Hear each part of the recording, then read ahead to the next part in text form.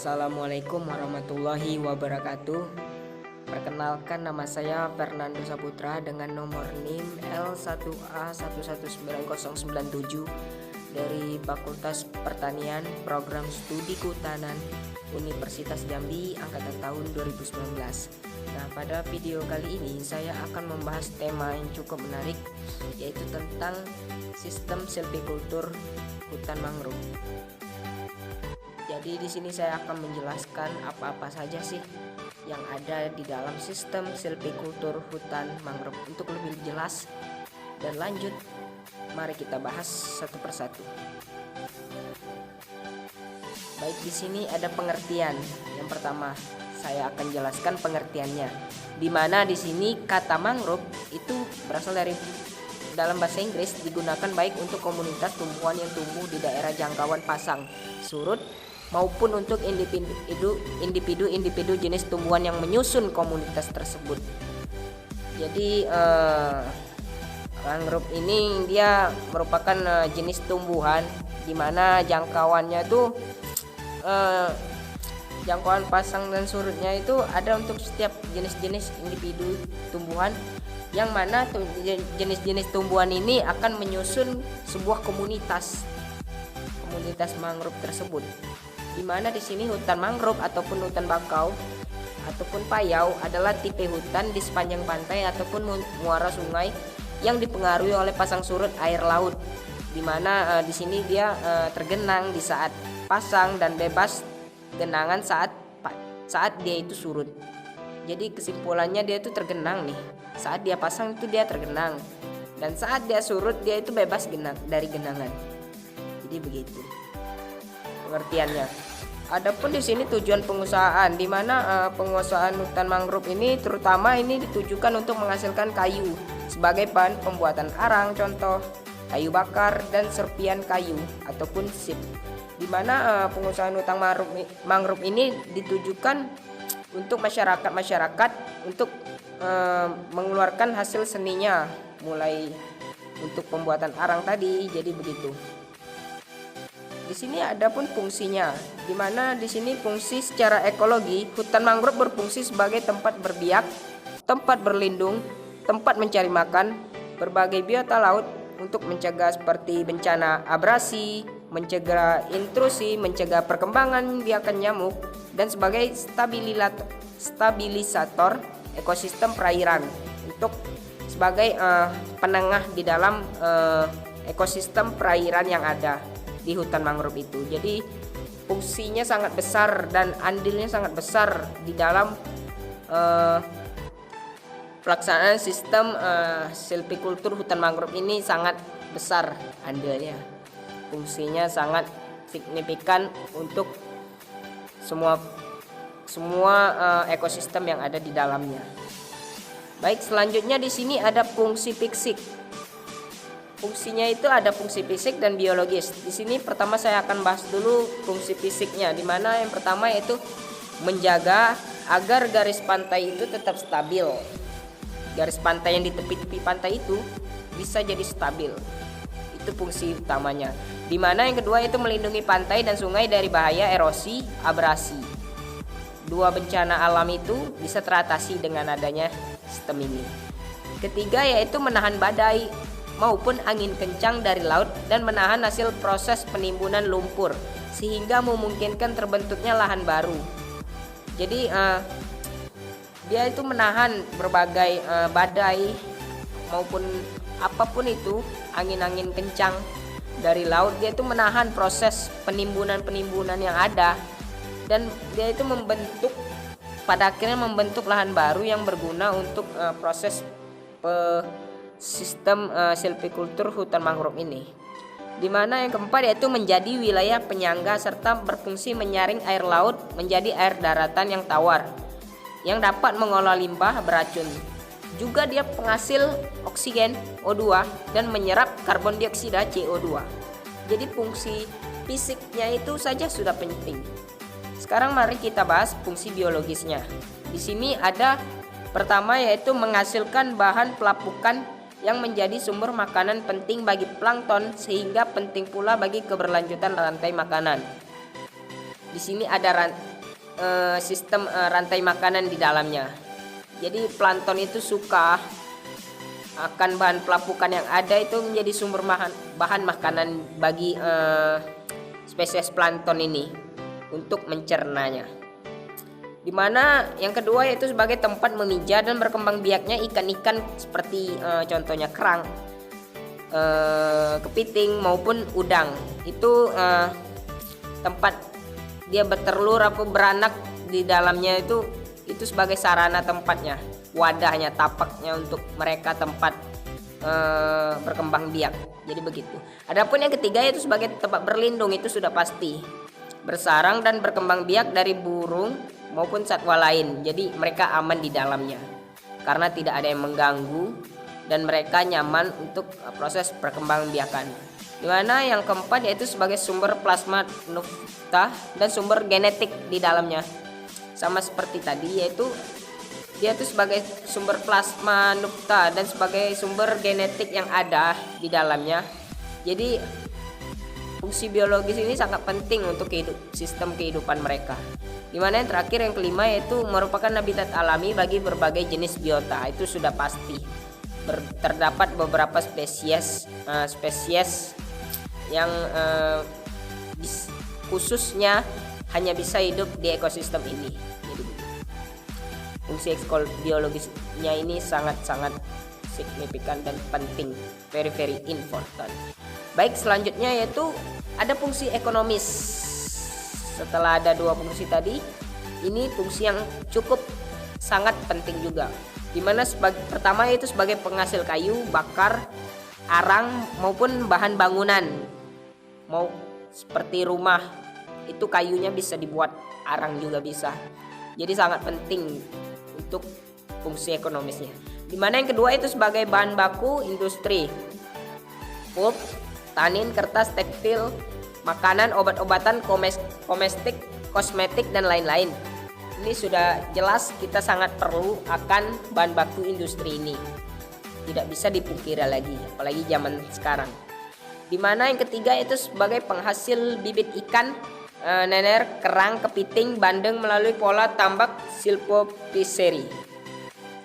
Jadi dia ini menghasilkan bibit ikan dan kerang maupun kepiting dengan adanya pola tambak silvopriseri. Jadi fungsi ekonomisnya seperti itu, sangat-sangat penting untuk proses penghasil bibit ikan dan ekosistem lainnya. Dimana yang keempat yaitu jelas dan sudah pasti yaitu sebagai sumber tempat wisata, dimana dilakukannya penelitian maupun pendidikan di sana. Jadi ini sangat penting untuk kita lakukan, menilik dari fungsi ekonomisnya. Baik, selanjutnya ada karakteristik vegetasi, di mana jenis pohon yang relatif sedikit. Jenis di sini bisa kita dapat bahwa jenis pohon yang terdapat di sini yaitu sedikit adanya. Pohonnya itu relatif sedikit, tidak banyak gitu. Jadi yang kedua yaitu prakaranya itu tidak beraturan, di mana biji ataupun propagulnya itu bersifat vivipar atau dapat berkecambah di pohonnya. Yaitu banyak lentisel pada bagian kulit pohon. Itu ciri-ciri vegetasinya, karakteristiknya. Di mana tempat hidup hutan mangrove ini merupakan habitat yang unik. Memang unik karena dia itu tinggal di tempat yang lembab gitu. Tempat hidup hutan mangrove ini. Kemudian tanahnya itu tergenang air laut secara berkala. Secara struktur ya, tidak simpang siur. Mana selanjutnya itu tempat tersebut menerima pasokan air tawar yang cukup dari darat. Pasokan air, bantuan air dari darat itu cukup. Jadi begitu. Adapun daerahnya terlindung dari gelombang besar dan arus pasang surut yang sangat kuat. Ini yang membuat hutan mangrove ini merupakan habitat yang unik karena dia itu terlindung gitu. Entah kenapa bisa dia terlindung dari gelombang besar maupun pasang surut yang kuat. Itu merupakan ciri-ciri yang unik, bukan? Jadi itu merupakan ciri yang unik menurut saya. dari sistem hutan mangrove ini, silvikultur hutan mangrove ini. Lanjut. Adapun sistem silvikultur hutan mangrove, di sini sistem silvikultur hutan tanaman kebanyakan itu menggunakan sistem tebang habis permukaan buatan THPB dan sebagian tebang habis permukaan alam ataupun THPA. Jadi dia menggunakan dua sistem, di mana lebih dominan di sini sistem yang dipakai yaitu THPB, yaitu sistem tebang habis permukaan buatan. Sedangkan sistem silvikultur yang dipakai pada pengusahaan hutan mangrove adalah sistem pohon induk.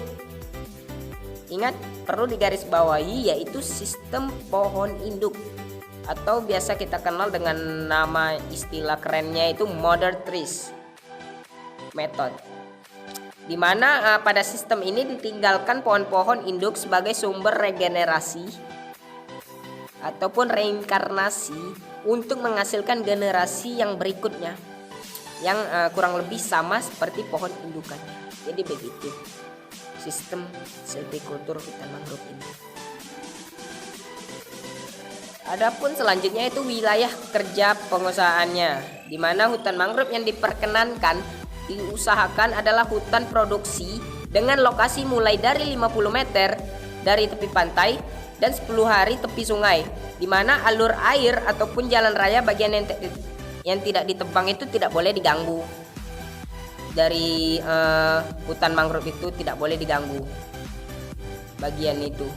Di mana di sini ada peraturan Kepres 32 tahun 1990 tentang pengelolaan kawasan lindung dan Undang-Undang Nomor 32 Tahun 2011 tentang lingkungan hidup. Pada hutan mangrove harus ada jalur hijau ataupun green belt selebar 130 kali tunggang pasang air laut. Di situ merupakan wilayah peraturan wilayah kerja pengusahaan telah diatur oleh undang-undang negara. Jadi tidak boleh asal melakukan sistem silvikultur hutan mangrove ini. Ada ketentuan yang berlaku di sana, ada SOP yang perlu dan harus diperhatikan. Jadi begitu. Adapun selanjutnya tahapan kegiatan. Nah, di sini ada penataan areal kerja atau PAK, sama seperti sistem silvikultur hutan yang sebelumnya yang telah saya bahas, THPB, TR dan THPA kemarin. Ada inventarisasi tegakan sebelum penebangan, pengayaan areal bekas tebangan, pemeliharaan tanaman, penjarangan, perlindungan, serta pengamanan. Ini sangat penting dalam melakukan suatu tahapan kegiatan sistem silvikultur. Harus benar-benar aman dan terdeteksi akan keamanannya. Jadi begitu. Adapun persiapan sebelum penebangan, yang pertama yaitu inventarisasi. Ini merupakan poin yang sangat penting, makanya berada di nomor 1. Yaitu yang pertama mengetahui keadaan pohon nih. Keadaan pohonnya bagaimana, permukaan fisik, lapangan dan sosial ekonomi di sekitar hutan itu bagaimana. Kita harus mengetahui dulu sebelum melakukan penebangan. Kita harus menginventarisasi dulu, melakukan mencatat data-data penting yang akan kita sebelum kita akan melakukan kegiatan penebangan. Kita harus menginventarisasi dulu, mencatat data-data yang penting untuk sebelum dilangsungkannya kegiatan. Dimana tujuannya itu yang pertama menetapkan tindakan penebangan ataupun penjarangan. Yang kedua yaitu sebagai bahan untuk menyusun rencana kerja. Jadi dia itu memang perlu dilakukan inventarisasi. Itu sangat penting dilakukan dalam proses sebelum persiapan penebangan ini. Adapun objek inventarisasi yaitu semai, yaitu permukaan yang tingginya kurang dari 1,5 meter. Itu sudah diatur. Pancang yaitu permukaan H ataupun height tinggi, dia itu lebih besar ataupun lebih tinggi dari 1,5 meter dengan diameter kurang dari 10 cm. Di mana pohon yaitu tumbuhan dengan diameter 10 cm atau lebih diukur pada 20 cm di atas pangkal akar tunjang ataupun banir yang akan kita lakukan penelitiannya nanti. di mana inventarisasi pohon dilakukan dengan metode sistematik strip sampling. Jalur inventarisasinya itu tinggiannya 10 meter, yaitu 5 meter ke sebelah kiri kanan rintis. Di mana rintis pertama ini ditetapkan secara acak. Jarak jalur rintis 20 meternya dengan arah memotong garis perbedaan pohon, di mana semua pohon dalam jalur rintis ini dicatat jenis dan diameternya itu berapa. Itu penting dilangsungkannya, tidak boleh ketinggalan satu data saja, karena itu akan mempengaruhi hasil penelitian yang akan dilakukan nantinya. Adapun selanjutnya itu inventarisasi permudahan, di mana dilakukan dengan metode systematic plot sampling, di mana semai ini dicatat jenis dan jumlahnya pada petak berukuran 2x2 meter, di mana petak ini dibuat setiap jarak itu 100 meter dengan posisi berseling dengan arah rintisnya. Nanti ya ada jarak di sana 100 meter, tidak boleh kurang maupun lebih, karena itu akan mempengaruhi hasil penelitian nantinya. Di mana pancang ini dimati pada petak 5x5 dengan jarak 100 meter tadi, posisinya itu berselang rintis. Ingat, perlu digaris bawahi, posisinya berseling rintis. Di mana pengolahan data, adapun nama jenis dibedakan kelompok Rhizopora dengan non Rhizopora ini harus dibedakan kelompok-kelompoknya, tidak boleh sama. Di mana volume pohon itu dihitungkan berdasarkan tabel isi jenis yang bersangkutan. Pohon yang bersangkutan itu kita catat tabel isi jenisnya. Di mana volume ini dikelompokkan kelas diameternya 10 sampai kisaran 20 cm, di mana ada juga yang 21 sampai 30 cm, 31 sampai 40 cm, dan juga ada yang lebih besar ke atas 40 cm. Ada pun pengambilan kesimpulan, di mana penebangan dilakukan dapat ditinggalkan pohon induk secara acak 40 batang pada areal tersebut telah ada permudahan semai sebanyak 2.500 batang atau dengan jarak tumbuh 2x2 meter. Di mana penjarangan ini boleh dilakukan pada areal yang bersangkutan dapat ditinggalkan sekitar 1.100 pohon yang berdiameter itu lebih besar dari 10 cm. Jadi di situ sudah ada ketentuan-ketentuan yang berlaku yang harus kita lakukan sebelum melakukan kegiatan. Di sini ada penataan hutan, di mana pemberian tanda batas patok cat merah setiap 100 meter atau pohon dicat merah setiap 25 meter. Di mana pembagian wilayah kerja ini dibagi ke dalam kelas perusahaan hutan dan unit kerja tata hutan. Di mana pembagian kelas hutan perusahaan ini menurut komposisi umur dan tujuan itu harus sesuai komposisi umur dan tujuannya. Kelas hutan mangrove lindung ini tidak boleh diganggu. Kemudian ada kelas hutan Rhizopora juga. Rhizoporanya ada yang SPP, Bruguiera SPP, Cereops SPP. Kelas hutan mangrove bukan Rhizopora. Jadi itu merupakan penataan hutannya. Di sini ada penyusunan rencana kerja. Rencana kerja disusun berdasarkan atas hasil inventarisasi, disusun dalam bagan kerja dan telah disahkan oleh instansi yang berwenang. Jadi di situ ada cap stempel ataupun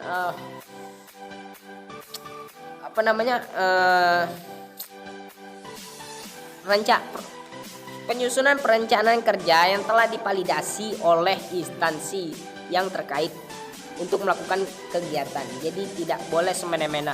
Ini harus bersifat legal dan non ilegal. Adapun penunjukan pohon induk, jenis yang ditunjuk sebagai pohon induk adalah Rhizopora SPP, Bruguiera SPP, dan Cereops SPP.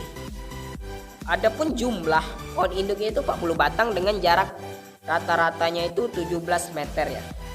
Pohon induknya itu berdiameter minimal 20 cm, diukur 20 cm itu dari atas banirnya. Banirnya itu kita ukurlah diameternya itu berapa. Adapun pohon induk baru berbatang lurus dengan tajuk lebat dan sehat. Pohon induknya itu diberi nomor urut, jangan lupa, agar tidak terpisah dan tidak salah kita dalam mengukurnya kita beri nomor urut dan nomor petak pada pohon yang bersangkutan, di mana pohon induk ini dilukiskan pada peta dengan skala 1/10.000. Ingat, 1/10.000. Jadi begitu. Adapun penebangan pohon dan pengeluaran kayu ada di mana batas diameter peralatan dan siklus tebang. Pohon boleh ditebang bila telah berdiameter 10 cm. Itu sudah ketentuannya, di bawah 10 cm itu tidak boleh. Ingat, tidak boleh. Di mana peralatan yang digunakan hanya parang, kapak, dan gergaji mesin. Tidak ada singso di dalamnya. Jadi kita harus taat pada aturan. Di mana siklus tebang ditetapkan 30 tahun atau bisa disesuaikan dengan tempat tumbuh dengan manfaat ataupun tujuan pengusahaan dan ekologis setelah mendapat persetujuan instansi yang diwenang. Kita harus meminta izin persetujuan instansi yang berwenang terlebih dahulu untuk mendapatkan izin pengusahaan penebangan pohon dan pengeluaran kayu ini, sistem ini. Di mana sistem penebangan dilakukan dengan meninggalkan pohon induk 40 batang. Di mana setelah penebangan areal hutan ini ditutup terhadap penebangan, ditutup dia. Tidak boleh dibuka lagi setelah penebangan itu, agar tidak ada orang-orang atau masyarakat yang mengganggu di dalam proses pelaksanaannya. Di mana pada umur 15-20 tahun setelah penebangan dilakukan penjarangan dan ditutup kembali dari penebangan sampai berumur 30 tahun. Di kisaran umur segitu kita harus melakukan penjarangan yang rutin dan efektif agar hutan tetap bisa lestari. Di mana selanjutnya itu usaha pencegahan kerusakan hutan, di mana pada waktu penebangan, pembagian batang dan pengeluaran kayu dicegah terjadinya perusakan terhadap pohon induk, permudahan dan tanah hutan dengan cara terlebih dahulu menetapkan arah rebah pohon yang tepat, tidak menarik pohon yang tersangkut dan tidak menebang permudahan kayu jenis Rhizopora. Jadi jenisnya ini Rhizopora, tidak ada Bruguera dan Celot tadi. Di sini jenisnya Rhizopora, di mana pengeluaran kayu dilakukan melalui sungai, alur air ataupun parit dengan lebar 1,5 meter atau dengan lori melalui jalan rel. Penentuan area rel itu ditetapkan dengan cermat dan jarak antar rel parit itu kurang dari 200 meter. Di mana luas tempat penimbunan kayu ataupun TPN termasuk pembakaran arang dibatasi dengan 0,1 hektar ataupun 10 areal penebangan TPN, dan jalan pengeluaran kayu itu digambarkan pada peta dengan skala sama seperti tadi, yaitu 1/10.000. Jadi begitu. Adapun pemeliharaan bekas tebangan, di mana penjarangan di sini penjarangannya itu dengan menebang sebagian pohon untuk memperlebar jarak antara pohon sebagai pertumbuhan yang ditinggal menjadi lebih baik. Di mana penjarangan ini dilakukan satu kali pada umur kisaran umur 15 sampai 20 tahun setelah penebangan, atau jika hasil inventarisasi sudah lebih dari 1.100 pohon.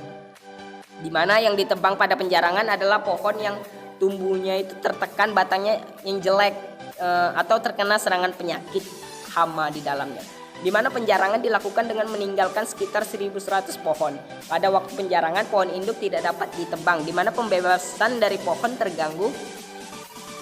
Pembebasan dari pohon pengganggu ini pada waktu penjarangan, tumbuhan pengganggu seperti tumbuhan pemanjat, pakis dan jenis pohon yang kurang mempunyai nilai ekonomis ditebang dan dimatikan karena itu bisa merugikan saja, tidak ada manfaat ke depannya. Jadi kita lakukan penjarangan di dalamnya. Adapun selanjutnya di sini ada pengayaan, di mana areal yang rusak seperti bekas penebangan kiri kanan rel parit, bekas TPN, pondok DSB yang belum ditumbuhi permudahan harus ditanami jenis-jenis perakaran Rhizoporaceae. Jenis ini memang sangat penting di dalam proses pertumbuhan permudahan di dalamnya.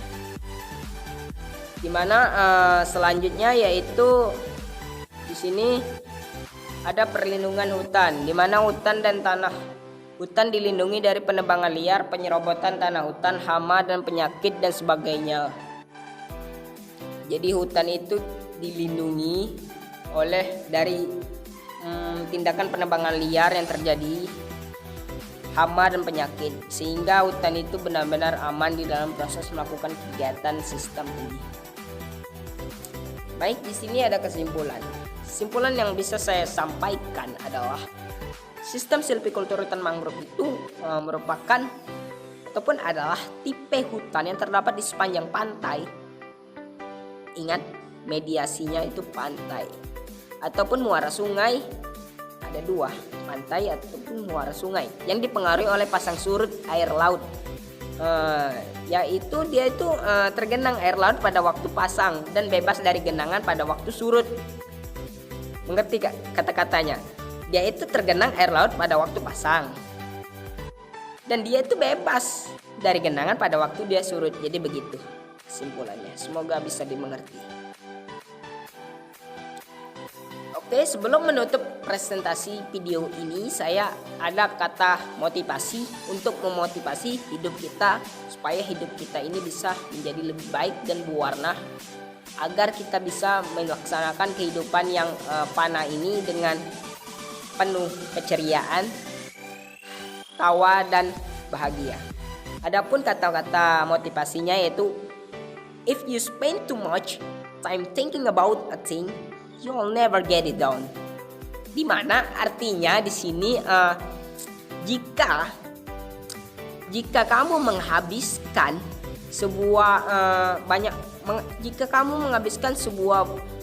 banyak waktu hanya memikirkan suatu hal, maka kamu itu tidak akan pernah menyelesaikannya. Jadi begini, saya bisa contohkan, kita hanya terpaku dalam satu kegiatan saja. Kita hanya menghabiskan waktu kita pada satu kegiatan saja. Misalnya kita disuruh dosen mengerjakan tugas laporan. Kita hanya terpaku saja pada tugas itu. Sedangkan tugas-tugas lain sudah menunggu gitu. Jadi kita mikirin cuman laporan gimana selesainya ya? Laporan ini gimana ya? Kita hanya memikirkan tanpa melakukan sebuah gerakan gitu, tanpa melakukan sebuah prakteknya. Gimana tugas itu tidak akan pernah selesai. Logikanya kan seperti itu. Sama seperti jika kita ada suatu masalah dalam rumah tangga. Kita punya jika kita pusing misalnya di dalam rumah tangga akan keadaan ekonomi kita yang kurang, kita tidak punya uang untuk menghidupi keluarga, dan kita hanya bisa diam, merenung tanpa melakukan sebuah tindakan, maka semua akan sia-sia karena masalah itu tidak akan pernah terselesaikan karena tidak ada usaha di dalam, tidak ada praktek di dalamnya. Tindakan pun tidak ada, hanya dia banyak memikirkan saja tanpa melakukan kegiatan gitu. Ingat, banyak bekerja, sedikit bicara, banyak bekerja. Itu yang saya ingat dari kata-kata Pak Jokowi. Itu poin yang sangat penting dan sangat perlu diresapi kata-katanya.